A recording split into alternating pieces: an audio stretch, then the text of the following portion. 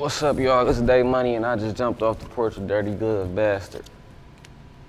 My city, it get cold, Supreme Coast in November. Supreme on my drawers, Supreme Tims for the winter. Put me on the plate, bases low tonight. All right, y'all, so we got the coolest with us, big kicking it off the porch, DaeMoney. How are you feeling?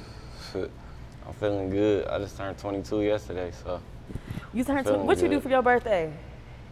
Shit, this work was fun to me, so this was my birthday gift to myself.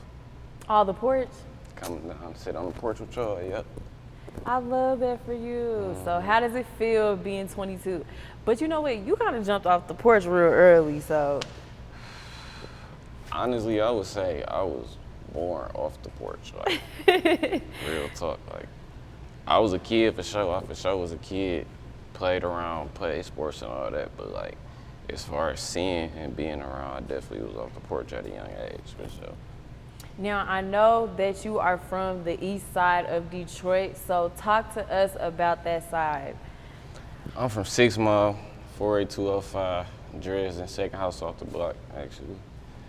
The east side, man, ain't nothing like it in the world. I swear, it's crazy. It's crazy. That's what made a nigga for real. But honestly, I moved to the west side when I was a teenager, so I was back and forth, and that's what got me kind of like how I am, because I was cool with everybody. I was east and west. I could go on both sides and be cordial. So it was, you know, I was a nigga that was moving all around for real. Which side would you say was like the craziest?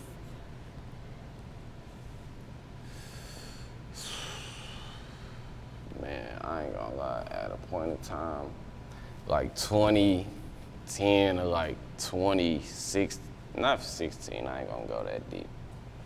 Cause by 16, niggas was doing ground shit, but like 2010 or like 2014, bro, West Side niggas was walking around 60 deep, chasing niggas, jumping niggas, running niggas off the bus, taking niggas' phones, doing all type of shit. Like on the east side, nigga scrap you one-on-one, nigga might get jumped here and there, boom, okay, boom. But you go on the west side, a nigga is literally gonna be with every person he know, flat out period, and you gonna get chased. Like, And this was like just cuz, like it could be on some just cuz type shit. It could be on some just cuz. It could be on some just cuz. Like we got something called the Riverwalk downtown, so as kids, we used to go on the Riverwalk, chill with our girls, take pictures, blah, blah, blah, be social.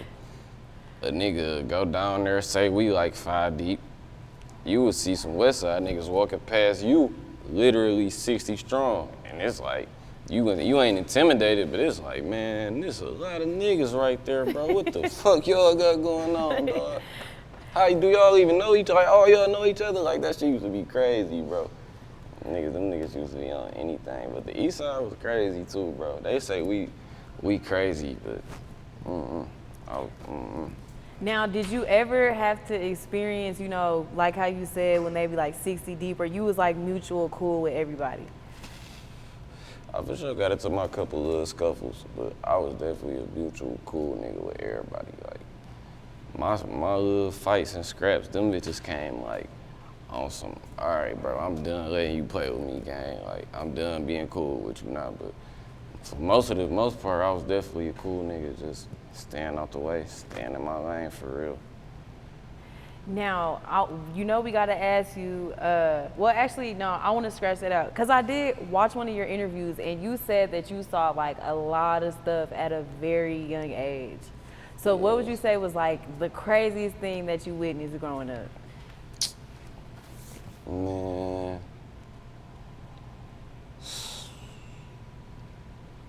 the craziest thing I witnessed growing up, probably, honestly, truly, and it might not be that deep, but to me it was seeing my homeboy, you feel me, come up at a young age in the streets making his money, you know what I'm saying, doing his thing. And just as fast as he came up, he got took out, you feel me? And as far as like how I grew up with my family and shit, so many people, I seen so many niggas go to jail and die. And you feel me? It was like, I thought I was numb to it, but when it happened to me firsthand, that shit kind of was like, whoa, like this shit real, even though you already knew it's really real for real. So that shit was crazy to me. But I seen a lot of crazy shit growing up, man. A lot of explicit shit, too much for TV shit, for sure. Really? So how did you manage to kind of, I would say, not get so involved in it that you weren't able to be where you are now? Cause I always, honestly, I was always a sneaky nigga too. Like, You said you was sneaky? I was sneaky as hell, hell yeah. Like, I act like I ain't care about that shit or I want on that, but like, I be on the low doing some shit, you feel me? Trying to do this, trying to do that, trying to sell some weed here, go fuck with some girls here, go chill with some niggas, kick it with some niggas over here, just trying to do some shit. Man, it was like, I ain't get involved in it, but like, after a certain point, shit started getting realistic. Like, nigga, you ain't no kid no more. Like, you grew up in this shit, you know what I'm saying? You been around this shit, but you ain't no kid no more, bro, you feel me? Ain't no more time to play, so. Would you say it was like that when you probably got out of high school? Yeah, for sure. But see, like, going back to my friend dying, like, that was the moment shit got real for me, because that happened while I was in high school. And by that time, I was trying to move around, make money. I'm trying to drive rental cars here and there, do shit, move around, you know. And niggas was out here, like, niggas was leaving school every day doing what they do. And shit started going one way. And next thing I know, but the crazy thing about it is I got out of high school and I went straight to college, but like, Really? college was a front, honestly. Like, I ain't give a fuck about school. How long were you in college for? I went to college for 3 semesters. Really 4, but I was skipping so much, I don't even count one of them bitches. Not skipping so much. I swear. I was coming home, bro, and my mama wouldn't even know. Like, my first year of school, I hated that shit so much, bro. Like, I don't know. It was just like, I don't know y'all. Like, all y'all from different places, different states and shit. Couple people was cool here and there, but it was like, bro, I don't know y'all. I'm not about to be joining no damn fraternities. I'm not about to be in no damn book club. Like, I ain't about to be doing none of that shit y'all niggas be doing, You could have tried it out just to see what it was like. I did. I was there for 3 semesters. So you tried the fraternity stuff? Hell no, but I tried college and that was close enough for me. Niggas sweating on me, dancing on me in parties and shit, that was close enough for me. I'm like, hell no, that shit was lame. You know the parties is where the girls, you know, they be shaking ass, like. See, that's go back to my life as a kid. I seen so much ass shaking in my life growing up. That shit didn't affect me, bro. Like, I didn't care about no ass shaking, freak Nick, none of that shit. Like, no cap. You are funny as hell. For real though. Like, I was like, no, like real shit. Like, my uncle Ray, Babyface Ray, as y'all may know him, that's like my big brother figure, you feel me? That's who I always had, who I always been up under and shit. And like, my pops went to prison when I was real young, so I was always with my uncle. I ain't got no big brothers. I'm the oldest out of all my siblings, so I was always with bro. And when I say, he wouldn't have me like doing no grown shit like smoking or doing no lame shit, you feel me? But that's how I started making music, by being around older niggas, Peezy, GT, niggas of that sort. And shit, I seen a lot, bro. Like, shit, I had grown bitches game when I was literally in 2nd, 3rd grade. Like, Really? Real shit, I swear. So whenever you did hang around people your age, could you relate to them any, or was it like, y'all niggas is young? I could relate to him because I was a badass kid. I wasn't a badass kid, but I was bad, like, because I used to be trying to be on some shit too, so I could relate, but like, I used to be trying to like, I thought I was so much smarter than everybody, like I thought I was so much colder than them niggas, bro, like, it ain't make no sense, but at the same time, I didn't know really how much more of a leader I was than them at the same time. Like, I ain't learned that shit till I damn near got grown. So when it comes to, you know, making your money and hustling at a young age, was it more so a thing like, okay, everybody around me got money and I want some money too? Or was it like, I gotta provide for my family type stuff? It was like, it's like a standard. like, shit, just in our city, period, in Detroit, like, hustling is law, bro, and hustling not even all the way, hustling is not just limited to no illegal shit, like, you feel me? You could hustle some legal shit. You could hustle your motherfucking job. You could be at the job, goddamn, selling sandwiches for $2 all day and you hustling, nigga, so. And my city hustle was law, and definitely my family, like, my mama had me when she was 15, my pops, he was 17. And just, you feel me, everybody was hustlers, bro. Everybody was go-getters, you feel me, just flat out, period. And me being me, always being the cool kid, always having shit, always seeing shit, it was a standard I was held to. Like, nigga, you can't grow up and be no bum. You can't grow up and, you feel me? Like, and not even saying I couldn't grow up and be no bum, but shit, I couldn't grow up and be no bum. Like, that shit wasn't in the cards for me at all. I could have did anything else, but being broke was not one of them, like, flat out, period. What would you say was a lesson that you had to learn the hard way while you were jumping off the porch? Saving that shit. That was the hardest lesson, because I thought money grew on trees. The way that I was spending money at a young age, like, shit, especially like soon as I made it, and it was like, I don't know, I felt, now it'd be different. Like, now nigga be going home, playing the game, going to the studio, just chilling and shit, but like, back like 17, 18, 19, a nigga felt like he always had to be doing something, always had to be somewhere, always had to be in the mix, so. As soon as I got that shit was getting spent on lifestyle. You feel me? It wasn't even getting put towards no real shit for real until a nigga started making music. So when I was reading up on you and like how you said it was spent on lifestyle, when I was reading up on you, it talks about how like you kind of grew into like the flashy, like nice dressing, all of that stuff. So what was you wearing? Man. The same way I dress now, I've been dressing this way since I was a kid, bro. Anybody can vouch for me. Even like, with the chain too? Hell yeah, I had 2 crosses in high school. Middle school, I had a pair of buffs. I lost them bitches the first day I got them though. That shit was You had the Cartiers in middle school? My uncle bought me some yays in the 6th grade. I'll never forget. We was at a bowling alley, I think it was a holiday or something. He bought me them bitches. I lost them bitches the very next day. I was sick as hell, dog. But I always been a fresh kid, and I always liked clothes. Like, it wasn't even like no me trying to dress like nobody or me trying to impress nobody. Like, I care about dressing, looking good, you feel me, smelling good, all that shit. Like, I take that shit serious, bro. I take color coordination, all that shit. I take that shit serious, bro. Can you just talk about the importance and how important it is to keep yourself up as a man? Bro, see, that's something my mama put on me at a very young age. Like, nigga, all that, having your nails dirty, not having no haircut, not being clean, like, not being tidy, like, ain't no male supposed to be dirty. My mama always told me, like, a female could be dirty because they can hide it better. When you a man, you can't hide being dirty. That shit is on you, so. I always been like, and then like, I ain't gonna lie, like my mom used to make me feel bad about certain shit. Like, wait, like what do you mean?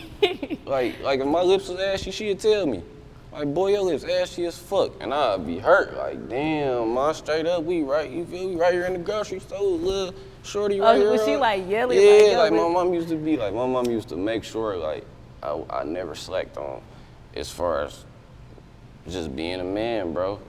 Just flat out, period. Now, you mentioned earlier about how your uncle is Babyface Ray. And I know that you was hanging out with him and like Peezy and all of them at a very early age. If I'm not mistaken, was it like around 6? Yeah, that's when it started, at the age of 6. Like I said, we was living on 6 Mile at my grandma's house and shit. And Ray 8 years older than me. So he was like 14, high school, you feel me?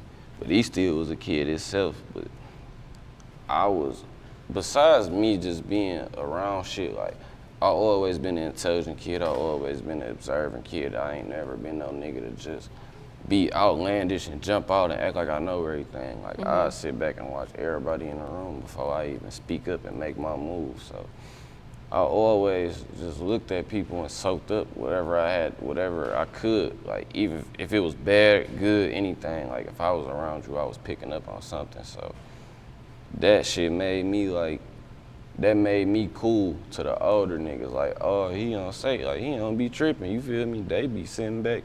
Other kids need a bag of chips, some candy, a juice, need this, need a video game, need that. Like, I could sit in the car, they hotboxing 6, 7 deep, feel me, all type of shit in the car. I'm little as hell, scrunched up on the back seat, but I'm chilling. Like, I wasn't never tripping, bro. So that shit always made them niggas fuck with me, like, and I always had my own mind. Like, I ain't never been no nigga you could just tell to go do no crash dummy shit. Like, I always been me, so that shit just always made the older niggas fuck with me for real.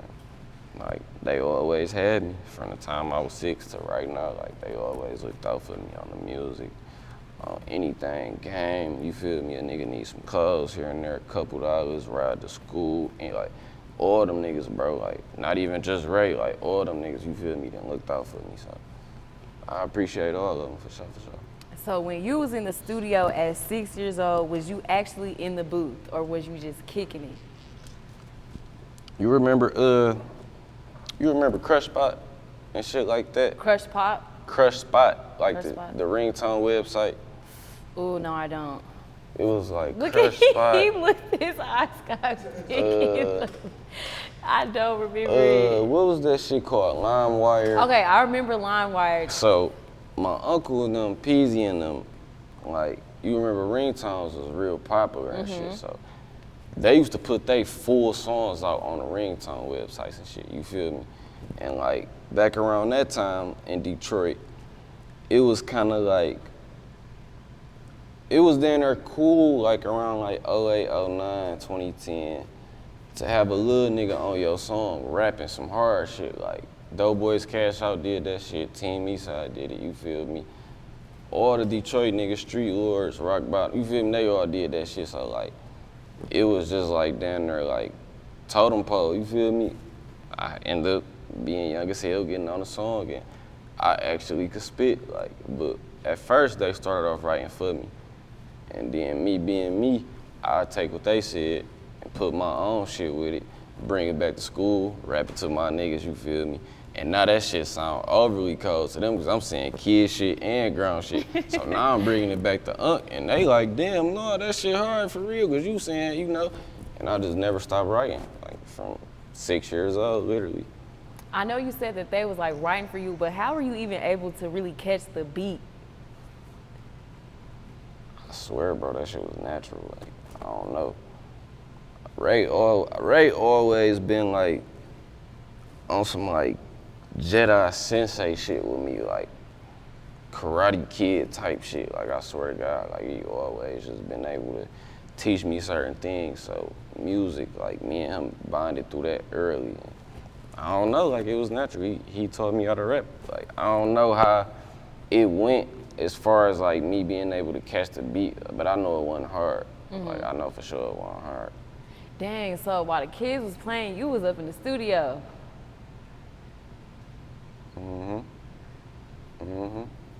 And then I'll go play, but I have a rap to spit. I had something, you feel me? I had something to bring to the playground when I came to play. Like, that's the type of kid I was. Like, I wasn't just pulling up to the playground for no reason. Nigga, if I'm pulling up, I'm gonna have the goddamn bike, polo shirt, you feel me? I'm gonna have something to bring, a rap, a girl, something. Like, I wasn't just no nigga that was just sitting around for real. Now, what age did you officially release like your very own song? Like solo? Damn. I wanna say 15. I was 15, yeah, I was 15, yep, I was 15. My cousin had a computer and shit at his house. He had a Mac computer.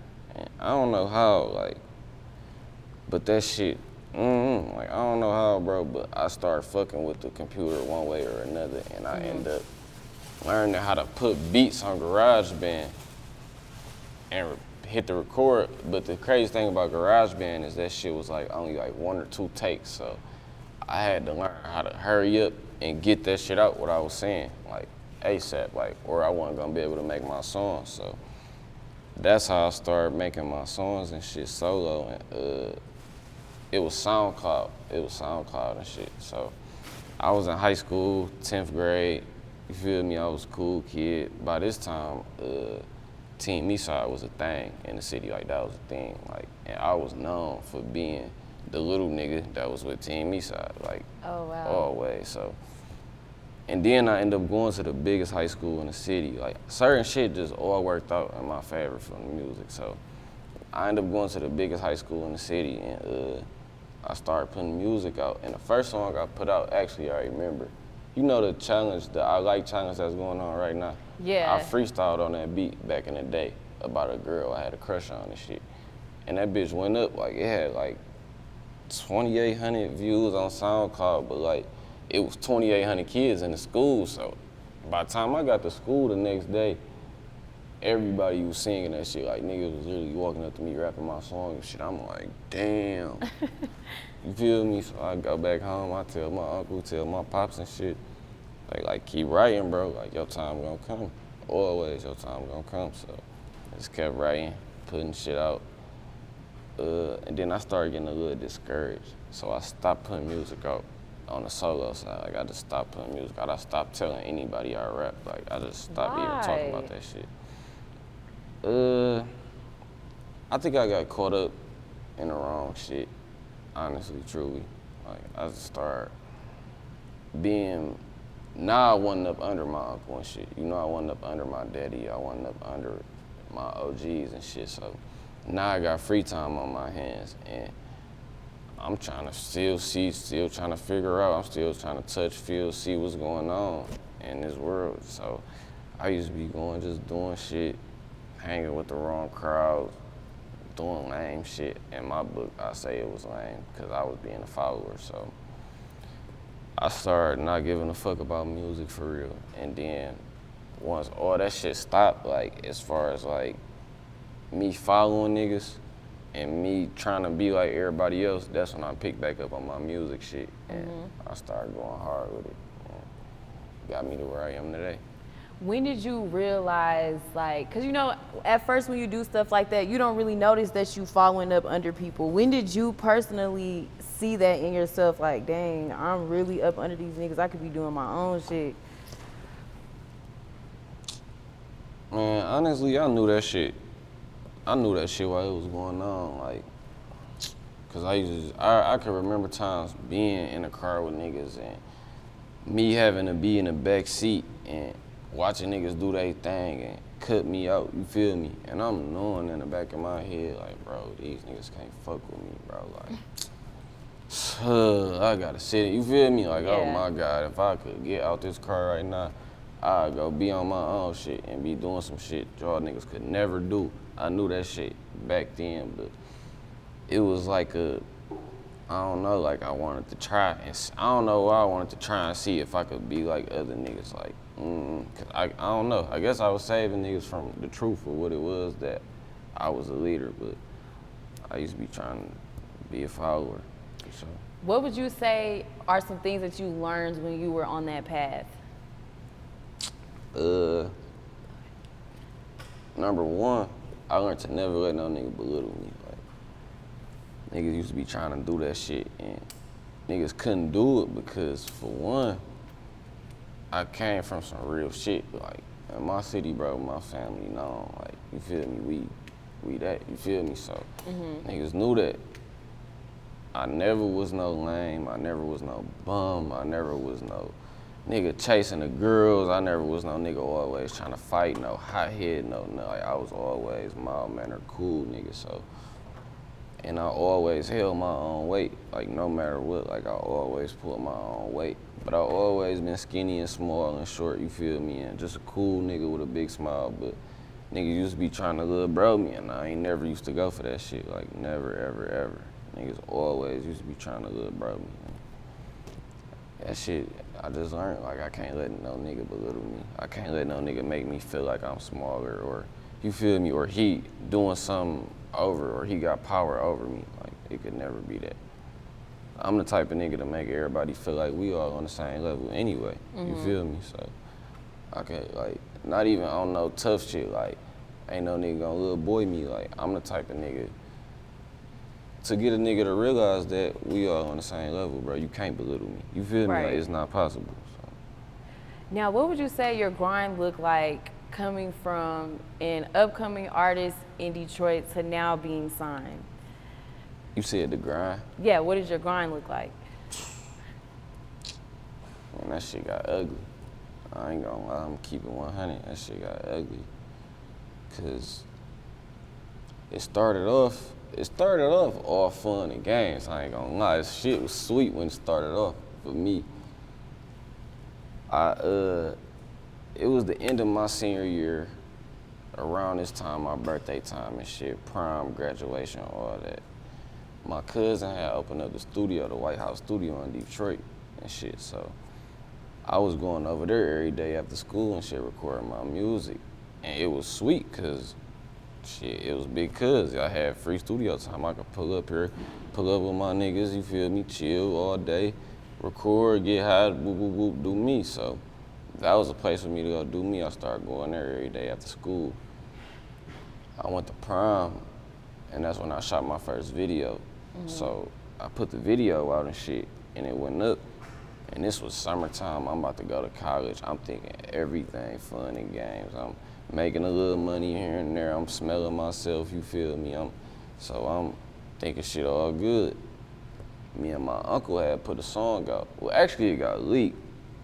It got leaked. It wasn't supposed to get leaked, but like after I dropped that video, motherfuckers in the city was buzzing about me, cause from back in the day, motherfuckers remember like, oh, this little Ray nephew, you feel me? Okay, he grown, now he about to start back rapping, okay, you feel me? Motherfuckers was fucking with it. Niggas from high school, like, okay, I remember bro was rapping back when we was in school and shit. Now he finally about to, so it was kind of like a buzz going on around me, like, you feel me? They about to start rapping, boop, boop, boop. I'm telling people I'm about to put a mixtape out, all that. And me and my uncle, we working, you feel me? Every day we making music, all type of shit. We had the song New 30.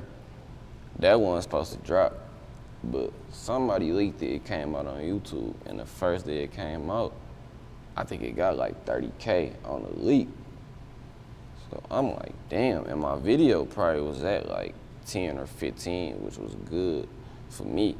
Like, I'm like, shit, 10,000, first view, first video, shit, I'm good. So the song get leaked, and it started going up. I looked up probably like a month later, the fucking song got 250K. Now I'm getting DMs and text messages and notifications from fans and niggas out of town. And now it's like, we want you to rap, we fuck with you, bro. You feel me? As other rappers, big rappers in the city was fucking with that song. Like, I was seeing niggas rap my part, and that shit gave me the boost. Like, damn, all right, bet I can do this shit. So that's what made me start working. Like, all right, I can do this shit. Niggas fuck with me. All right, it's on. So the song get leaked. It was a blessing in disguise, because that gave me a platform. Shout out to my uncle always for fucking cutting that song down, cutting the rug on that bitch, and opening it up for me so I could do my thing. And that's it. That went how it went. Next thing you know, I'm in college, and I'm by myself. I'm literally completely alone. I'm solo dolo. I'm thinking I can make music. You feel me? I'm trying to find a studio. I'm in Ohio. I'm in the middle of nowhere. I can't get to the studio. I'm trying to make money every day, but I'm in the middle of nowhere in no fucking Ohio. I'm still pulling little moves and shit, but the shit was just like, oh my God, I'm trying to do school, I'm trying to rap, I'm trying to do this.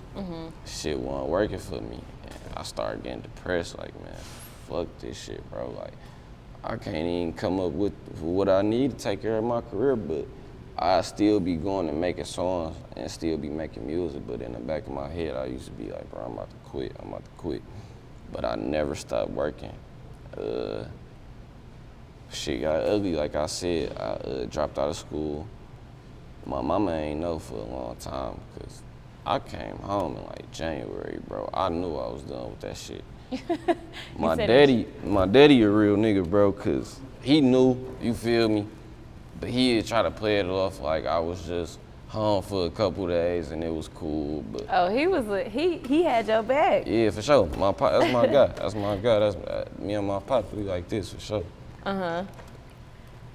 He was, you feel me? He was letting shit go by smooth. You feel me? Letting me stay at home. Letting me take the car. Letting me do certain shit so I can make my moves. Cause at the same time, he knew how it was being a young nigga trying to come up at the same time. So he was helping me out. I had my uncles, my niggas helping me out, but shit was ugly, like I said.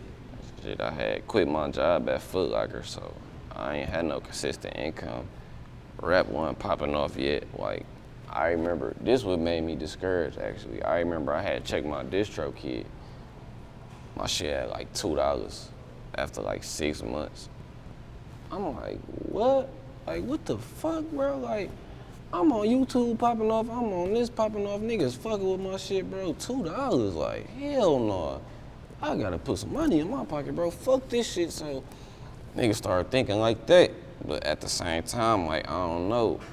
Shit just started, a nigga never stopped working on the music side. And one thing that kept me going was watching my uncle. And I seen him go through the motions, bro. Like I said, that's my best friend, that's my right hand. So me being with him every day, like, I seen that nigga go through the motions, bro. I seen him lose a kid. I seen him have multiple kids. I seen him lose homies, all type of shit, but he never stopped working on his music. He never stopped trying to perfect his craft. So it was like, nigga, if he can't quit, I for sure can't quit, because I ain't been through shit yet. You feel me? Like, hell no. So I never stopped working. Like, I remember times seeing him on zero. Like, not even throwing him out there, but you feel me, shit, we getting money now, so fuck it. But I remember seeing bro on zero, and it was like, shit, he grown as hell. He got bills to pay, he got kids to take care of, he got mouths to feed, you feel me? And he ain't seen her crying, he ain't seen her with his face boiled up, blaming on another nigga. This shit ain't work out, this ain't go my way. Like, I ain't never seen him do that. And that instilled it in me, or my daddy, or my mama, to be honest. Like, ain't nobody, never no bottom feeders, no beggars. Like, everybody was hustlers, like I said. So it was like, shit, like I said, my mama had me at 15, or, you feel me, I seen everybody go through shit, and it was like, if they can't quit, I can't quit, because I ain't nowhere yet. So I never stopped grinding. Now, really quick, talk about the dynamic with World Tour Mafia. We the dream team, I feel like. It's us. We the dream team. We the niggas that sat and soaked up everything as far as in our city, shit, in the industry, like in the rap game. Like, we fuck with music, bro. We fuck with a lot of different styles and a lot of different shit. So it's like, and then we all got our own different swag. So it's like everybody brings something to the table. And the conglomerate be crazy, because it's like, shit, when we all on some shit, it's like we all on the same level. Ain't nobody better than the next man, but everybody is just as good as the next man. You get what I'm saying? So it's like, we help each other, we lean on each other, but we all make each other look better. So the dynamic, it be crazy, because it be like, shit, if I'm popping off right now, then bro might be popping off, then bro might pop off in 6 months, then bro might pop off. You feel me? It be like, it be crazy for real. It's getting crazier for sure, but like, just as far as like coming from nothing and doing this shit, it'd be wild, because it'd be like, shit, niggas ain't even tried none of the shit we doing, like, at all. So, and niggas, them, you feel me, them went on and became big, and we know I know for sure we doing different shit than what other motherfuckers was doing. So it'd be crazy to me. It's like, we got it. I know we got it. I will say, now that I'm talking to you and after I listen to your music, your personality definitely matches your music. For like real? It's real, like, chill. How would you say my personality is portrayed in my music? Cause like, me listening to my own music, I really can't put a finger on it. You said, how would I? Like, you know, you don't do the most. Like, it's just real chill, laid back, smooth. Like, you really know how to, like, ride the beat, you know? And now that you talk about how you're chill and I'm seeing how, like, chill, laid back you are, I see it. Yeah.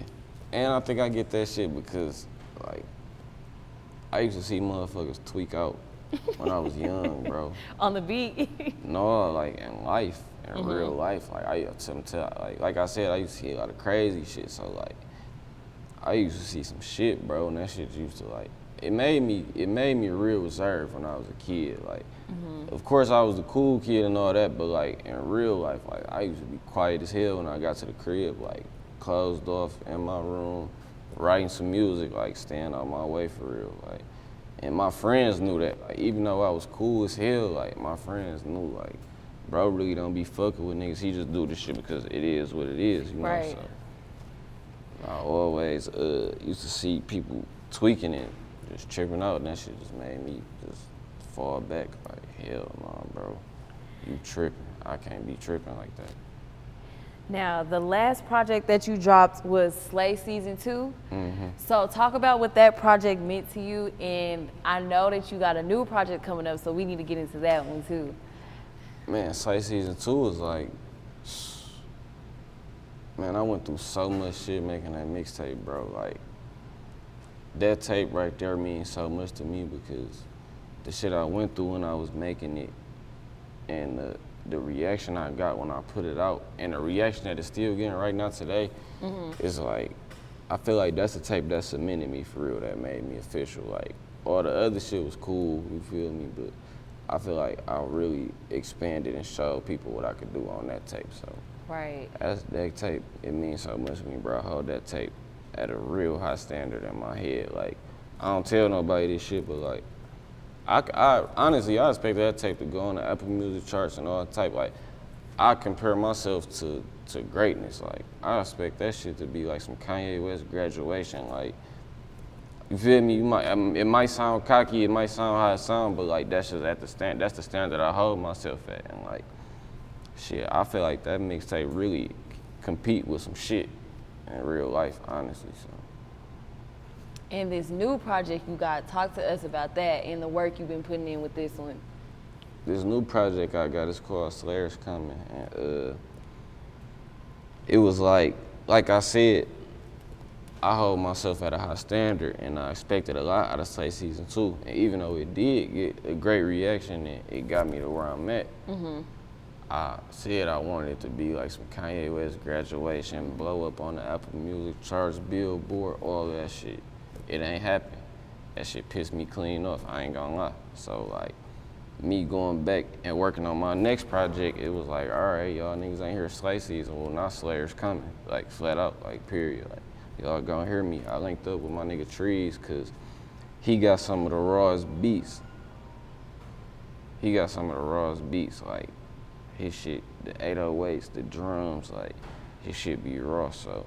I linked up with bro because I was pissed off, and I'm like, I need some beats that I know for sure I could just get on here and niggas gonna hear me flat out, like one way or another. And I went in the studio. I made that mixtape in 2 days. It's only 7 songs, but I was so damn angry when I was making that mixtape. I swear, bro. Like, but it was like anger driven in the right direction, because it was like I was pissed off about not reaching my goals. So I was just working hard and. You feel me? Just damn, that mean that hoe finna go crazy. I hope so. And if it don't, y'all gonna piss me off again. I'm gonna keep coming back until something pop. Flat out. And I know you got your producer back there. You also got your other producer over here. Talk about all of y'all's dynamic when it comes to working with each other. Should be like a Harry Potter movie, bro. We all wizards, like. Swear, bro, like a nigga might have a wand, and some shit might. I swear, this shit might go up. Like, speaking for myself, I'd have been in the studio with myself, with my producers and shit, and like, I don't know, like when I make certain songs, like the energy in the room, like you can feel that shit. Like, motherfuckers can vouch for that, bro. Like when I make music, if if I'm on that, like I'm really on that, like you gonna feel the energy in the room when I'm making a song. Like, so the dynamic, it be wild, it be crazy, just like the World Tour Mafia dynamic, because everybody got something to bring to the table. Everybody got something different, like, so.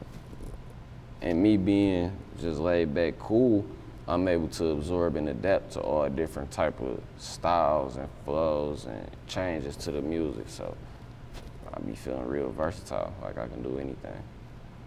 Now, you got a name picked out for this new project that's finna drop? What is it? It's called Slayer's Coming. It's like a,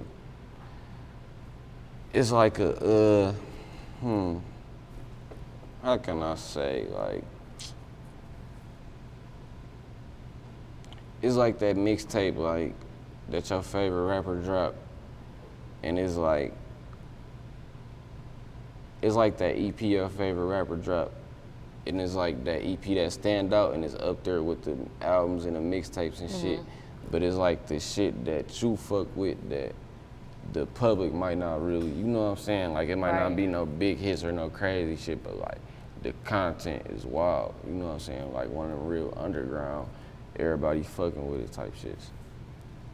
Oh shit, we gonna, like I said, I checked out your music prior to, you know, the interview and stuff, and I'm like, this nigga really hard. Like, you really that. I appreciate it, for sure. I hold myself at a real high standard. Like. But you can tell though, like even when it comes to your, like the production and the way that you flow in the production, it's not lazy to me. Like although you got a real chill, laid back sound, I could tell you put the time in for it.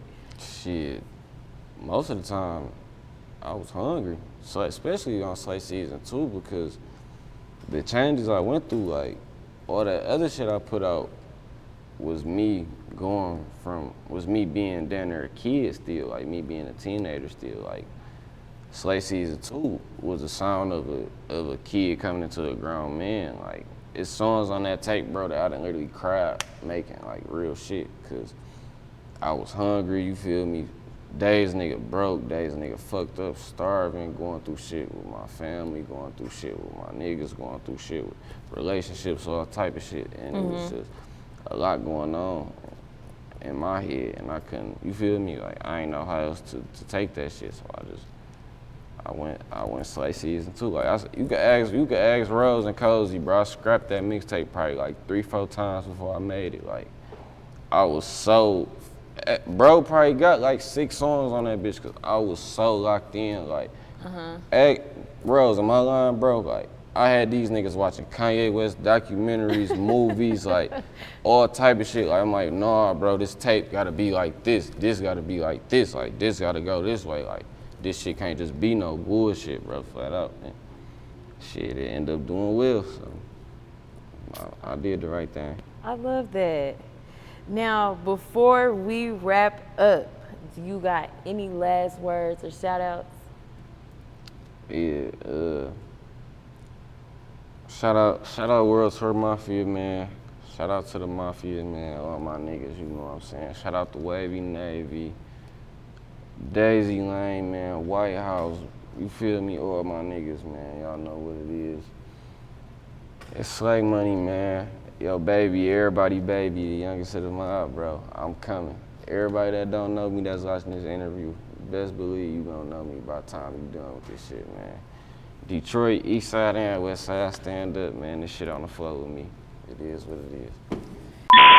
City, it get cold, Supreme Coast in November. Supreme on my drawers, Supreme Tims for the winter. Put me on the plate, bases loaded, knife in it. My granddaddy a pastor,